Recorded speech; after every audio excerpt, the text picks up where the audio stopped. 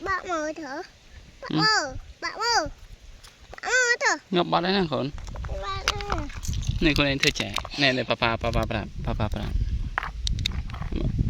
papa bỏ ha. Bye bye.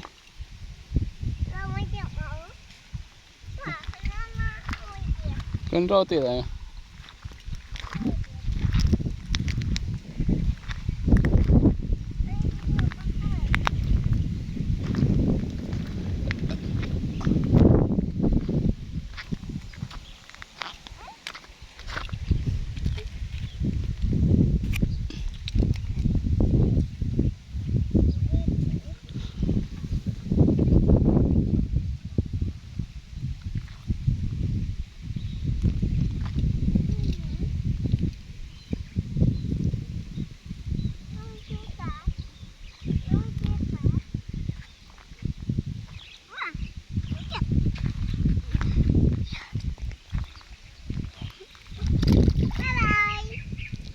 Nè mới tiền đấy.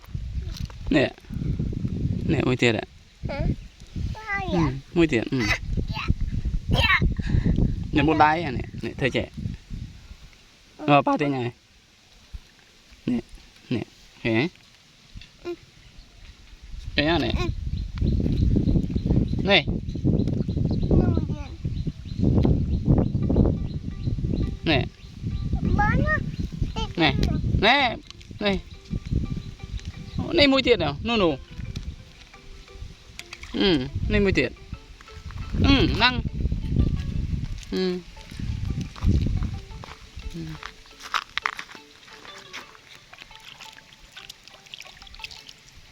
Lên này lên chơi con, chơi con là lặn rồi mồi, lên chơi.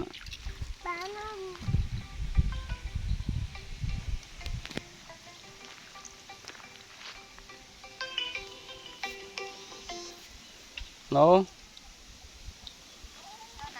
Nó cạn.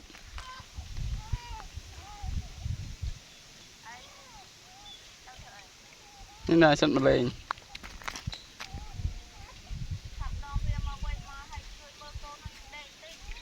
Đây ấy là tiền lâu rồi. Nhưng mình thở. Em mình để.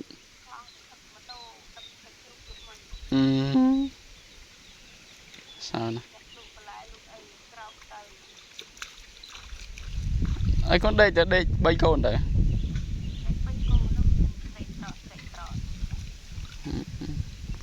Mới tự về tao về cái đai về mới tự về hai đại về mầm thì tao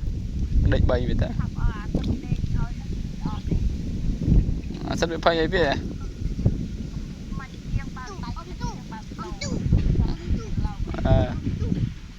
Đây bạn này.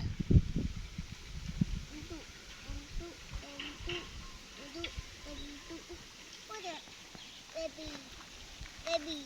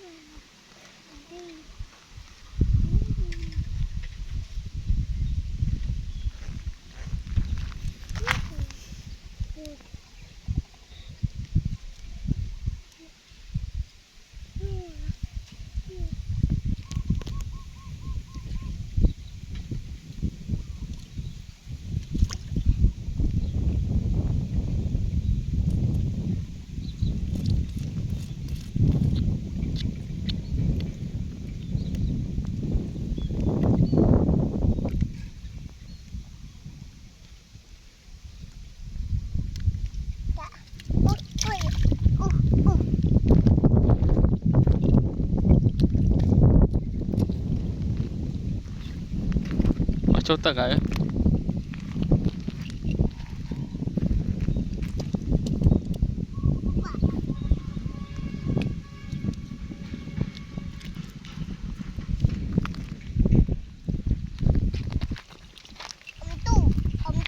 Nè, mua ạ. Nè.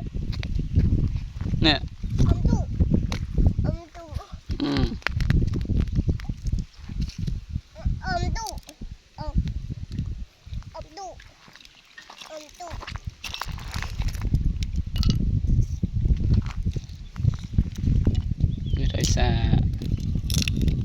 ទឹកកណាទឹកវាស្រក់លឿនចឹងទៅវាធ្វើឲ្យក្រុមលះខ្យងខ្ចៅនេះសាក់កូនលះច្រើនណាស់លះនេះកូនលះដងស្ទឹងយើងនេះស្ទឹងសង្កែអីច្រឡំស្ទឹងសង្កែស្ទឹងស្រែងនេះស្ទឹងដែលជីកមកដល់កន្លែងទៅឃើញស្ពានធំមួយកាស្ពានតាប៉ុនហ្នឹងហើយក៏ជីកចុះក្រៅមកឃើញបាទអញ្ចឹងស្ពាននេះគឺសំតោស្ទឹងនេះគឺបាទខែប្រាំងគឺស្រកបែបនេះប៉ុន្តែឥឡូវនេះមិនមែនខែប្រាំងទេគឺខែ6ថ្ងៃទី28សល់2ថ្ងៃទៀតគឺបាទខែ7ហើយតែស្ទឹងនេះនៅពេលដែលភ្ជុំគឺទឹកពេញព្រាបមើលទៅគួរឲ្យខ្លាចស្ទឹងនេះបាទនេះគឺជាចំការបាទចំការស័យយើងហៅចំការស័យបានតែស័យនេះស័យតាំងពីបរមបុរាណមកហើយដងស្ទឹងនេះអ្នកណាក៏ដំអាស័យដែរហើយសបោអាស័យណាខាងអ្នកសៀមរាបអីក៏ទិញអាស័យចេញពីប្លុកហ្នឹងដែរដើម្បីយកទៅធ្វើកាឡានបាទហើយថ្ងៃនេះនាំនេះនាំនេះកូនចឹងសមមិញនោះក៏មកដោយចៃដន្យទេក៏នាំគាត់ចុះមកលេងទៅហើយថ្ងៃនេះទាមកទៀតដោយសារទេសភាពវាស្អាតទី1នេះមកដូចឃើញស្រាប់ចឹងគឺអត់ដែលមានណាបរិញ្ញាទេគឺដើររើសបាទដើររើសក្រុមដែលនៅរស់លះដល់ដែរឲ្យតែឃើញគឺបោះចូលទឹកវិញហើយអត់មានណាប្រាប់ទេតែឃើញក្នុងវីដេអូចឹងឃើញគឺដើររើសចឹងហ្នឹងអូនោះឃើញខ្ញុំអត់បានឃើញហ្នឹងឃើញបាត់ហើយ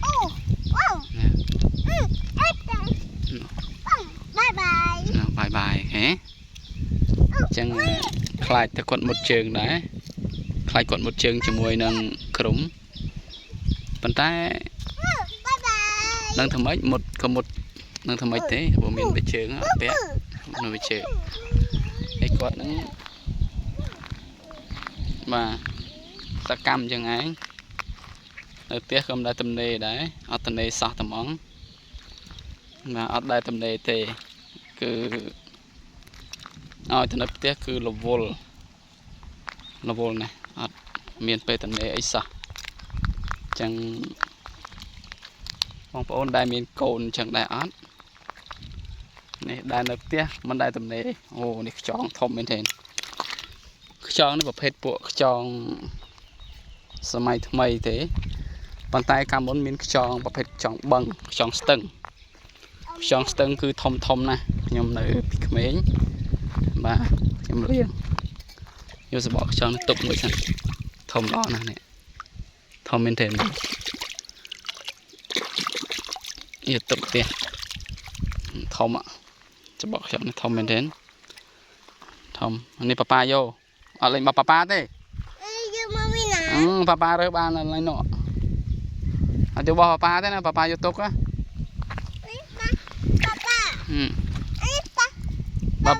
ប៉ាប៉ាធំឃើញអត់អីគេលៀងដៃជ្រះហើយប៉ាប៉ាទុកនេះប៉ាប៉ាទុកយកទៅផ្ទះលៀងដៃលៀងអីសានផងណាមើលអង្គុយផ្លាក់ខោអស់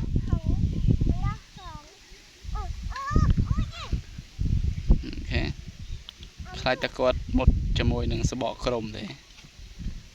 ចឹងអ្នកដែលធ្លាប់នៅដងស្ទឹងនឹងស្ដាប់ឲ្យតែមុតគឺបាទតែមុតគឺអាស្រ័យលើកម្លាំងជើងចឹងប៉ុន្តែវាងាយនឹងមុតតែគាត់ដើរដូចជាប្រយ័ត្នដែរបាទជើងគាត់ស៊ាំហើយបាទមានបេជើងមិនដែលពាក់ទេនេះបេជើងឥឡូវនេះឲ្យដើរលេងស្ទុះសិនចាំនាំទៅផ្ទះវិញបាទអូខេដល់ពេលដែលទឹកស្រកលឿនពេកទៅក្រុមវាមិនអាចបាទវាមិនអាចសម្របសម្រួលឬក៏ចុះតន់ណាក្រុមវាចេះចុះដែរវាចេះចុះប៉ុន្តែចំពោះដីគ្រោះបែបនេះវាអាចចុះបាននេះដីផុកវាអាចចុះបាទនេះនៅរស់ហើយនេះក្រុមនៅរស់ចឹងមើលចម្ងាយពី ពីទឹកបាទចឹងវាទ្រាំរស់ដោយសារវានៅមួយដីផុកអញ្ចឹងឃើញបែបនេះបាទយើងយកវាទៅដាក់ទឹកវិញបាទហើយក្រុមសបោណាជួរនឹងអត់មានណាហូបទេបងប្អូនឃើញមានតាមវីដេអូគេហូបក្រុមយកទៅញោមយកទៅអីតែស្រកដងស្ទឹងនេះមិនងាយទេខ្លាចតែនៅស្រុកមិនដែលមានចឹងស្រុកអត់ជាប់ស្ទឹងណាឃើញគេហូបបើស្រុកនៅជាប់ស្ទឹងនេះគ្មានទេមិនដែលមានណាហូបទេបាទទោះมันងាយលុះត្រាតែមានពេលណាជុំគ្នាអីចឹងទៅគេនឹកឃើញគេបបួលគ្នាហូបអីចឹងទៅតែបើឲ្យសុកអ្នកដងស្ទឹងនេះទៅហូបมันងាយទេมันងាយមានណាហូបទេបាទมันងាយហូបទេហើយនេះគឺទស្សនវិជ្ជាដែលដីវាចេះតែជ្រុះបាទវារលេះណាវាជួនទេសភាពស្អាតបាទ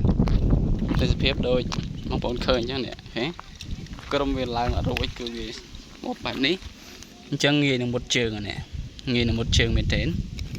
បាទដើមស្រួលគឺមុតជើងហ្នឹងបាទចឹងសបកអញ្ចឹងគឺងាយនឹងមុតណានេះឃើញងាប់បាត់អស់ហើយ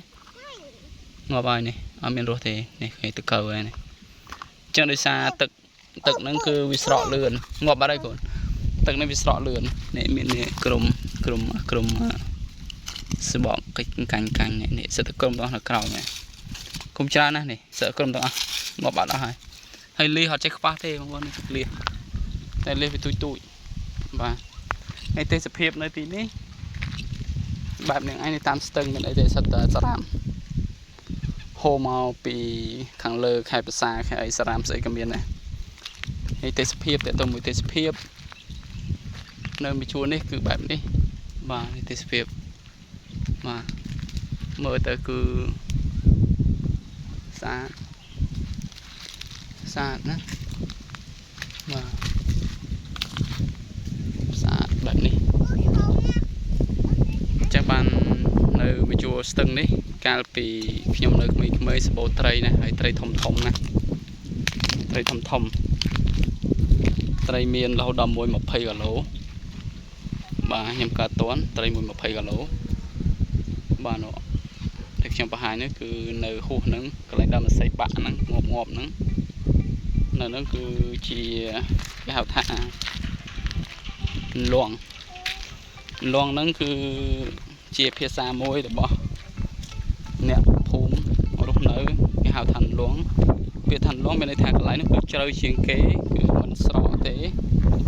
ទោះបីជាស្រកយ៉ាងម៉េចក៏នៅជ្រៅដែរបាទណាហើយស្ទឹងនេះបាទកាលពីដើមសម្បីអ្នកកន្លាញ់ក៏គាត់ដឹងដែរសេរីចាស់អីណាត្រឹមអាយុ60អី50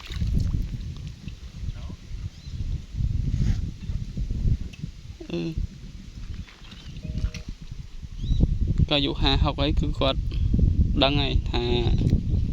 ស្ទឹងនេះនៅពេលដែលបងត្រីអ្នកបងម្នាក់អ្នកធ្វើ5នាក់គឺធ្វើអត់ទាន់ទេអ្នកធ្វើគឺគាត់អត់អាចធ្វើទាន់ទេបាទធ្វើមិនទាន់អ្នកបងទេបាទគឺសបោត្រីមែនទេត្រីនៅទីនេះបាទអញ្ចឹងហើយបានជាខ្ញុំប្រាប់ថាស្ទឹងនេះអូបើនិយាយទៅពីដើមកន្លែងណាក៏សបោត្រីដែរត្រីសបោណាអូនេះផ្លាច់ស្ទូចមួយផ្លាច់ស្ទូចនៅពេញទៅស្ទឹងនេះផ្លាច់ស្ទូចអញ្ចឹងដើរឲ្យអាចមុតជើងមកឲ្យកូនក្មេងខ្ញុំឃើញផ្លាច់ស្ទូចច្រើនមែនទេនៅក្នុងស្ទឹងនេះអត់យកទេ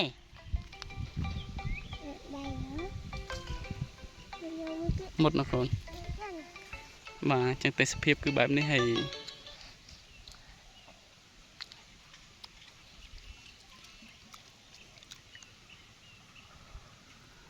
មកជួយនេះសបោអត់ស្លុតខោពងដមិនចុះ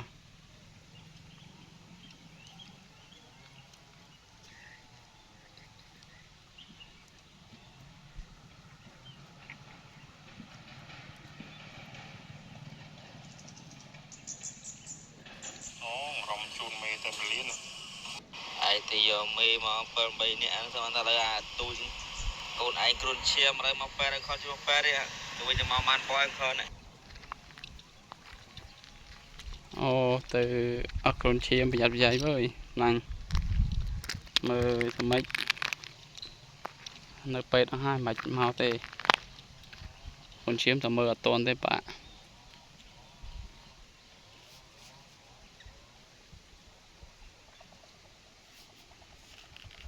សួស្ដីបងឆាតមកបង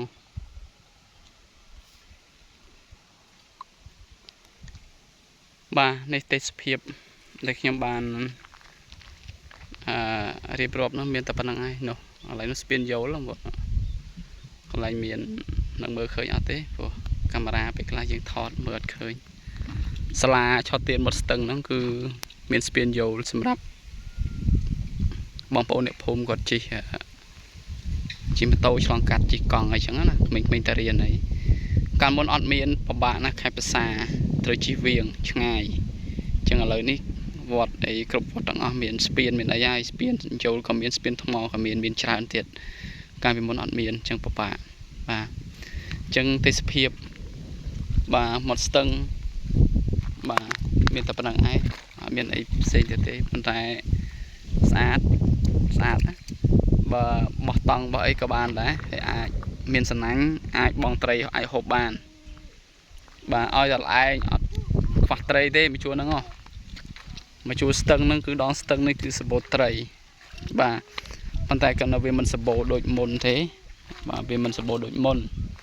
ពីព្រោះអីបានចេះសម្បូរត្រីដោយសារវាមានលងខ្ញុំប្រាប់ចឹងតែលងហ្នឹងខ្ញុំមិនដឹងថាលើគេការពារបានប៉ុណ្ណាប៉ុណ្ណីទេខ្ញុំមិនដែលបានតែមើលទេប៉ុន្តែយ៉ាងហោចណាស់មានអាស័យមានអីដួលអាស័យដួលជាគុំ